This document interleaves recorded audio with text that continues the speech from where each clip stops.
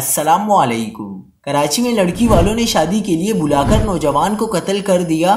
لڑکا لڑکی کو پسند کرتا تھا۔ لرزہ خیز واقعے پر علاقے میں فضا سوگوار ہو گئی۔ کیا آپ حالات حاضرہ سے آگاہی حاصل کرنا چاہتے ہیں؟ خبر کے پیچھے چھپے اصل حقائق جاننا چاہتے ہیں تو ابھی سبسکرائب کیجئے دل مل پاکستان کو اور ساتھ ہی گھنٹی کے نشان پر کلک کر دیں۔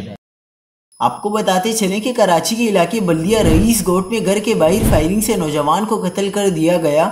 پولیس کے مطابق معاملہ غیرت کے نام پر قتل کا ہے۔ مقتول کے اہل خانہ نے لڑکی کے گھر والوں پر قتل کا الزام لگایا ہے۔ پولیس کا بتانا ہے کہ نوجوان سہیل ایک لڑکی کو پسند کرتا تھا۔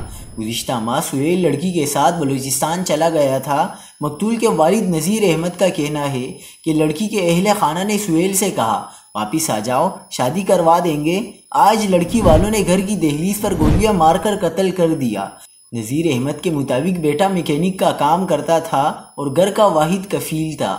نوجوان کو پیٹ میں ایک گولی لگی، خون زیادہ بہہ جانے سے دم توڑ گیا۔